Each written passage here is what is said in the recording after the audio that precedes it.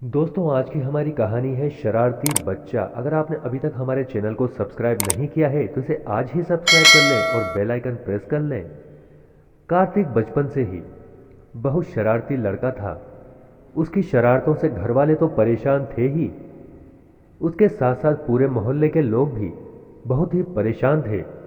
वो कभी किसी के यहाँ पर क्या सामान तोड़ देता, कभी किसी के यहाँ पर क्या छेड़ कर आता, जिसकी वजह से सभी बहुत ही दुखी थे। वो कभी किसी के हाथ में से खाना चुराकर खा लेता, कभी किसी सोते सोते व्यक्ति पर पानी डालकर उसे जगा देता, कभी कोई बैठने लगता तो उसके पीछे से कुर्सी खींच लेता।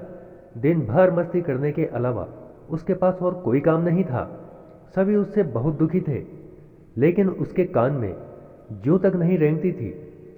कार्तिक की माँ भी उसे अक्सर समझाती रहती थी कि तुम्हें दूसरों को परेशान करके क्या मिलता है। जितनी मेहनत तुम दूसरे लोगों को परेशान करने में लगाते हो, अगर उसकी जगह तुम इतनी मेहनत उनकी मदद करने में लगाओगे तो सभी तुमसे प्यार करेंगे। एक दो दिन तो कार्तिक पर अपनी माँ की बात का असर होता, उसके बाद वापस से वो वही हरकतें चालू हो जाती।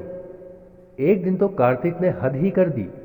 उनके एक पड़ोसी नई गाड़ी लेकर आए थे, गाड़ी की पूजा कर रहे थे। गलती से गाड़ी की चाबी उसी में भूल गए। कार्तिक ने गाड़ी का गेट खोलकर उसे स्टार्ट कर दिया और उसमें गियर डाल दिया, जिससे गाड़ी चलने लगी।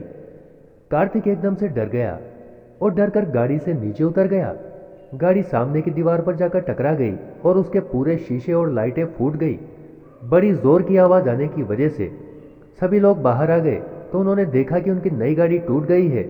इसकी वजह से कार्तिक के घर वालों से जाकर उन्होंने शिकायत की।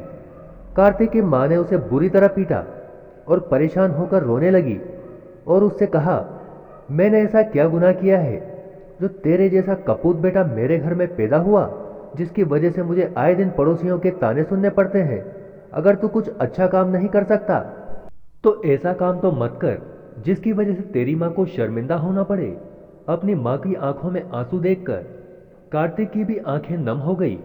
उसे अपने किए पर बड़ा पछतावा था। कार्तिक ने अपनी माँ से माफी मांगी और आगे से ऐसा कुछ न करने का वचन दिया।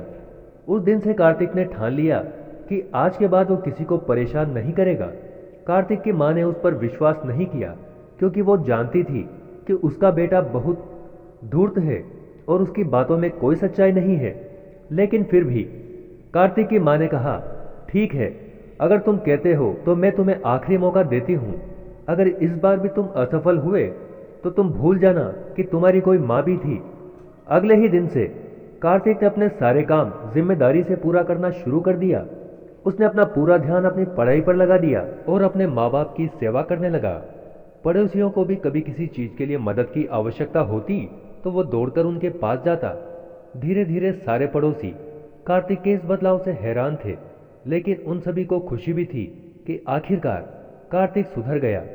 4 वर्ष बीत चुके थे। अब कार्तिक एक अच्छा इंसान बन चुका था।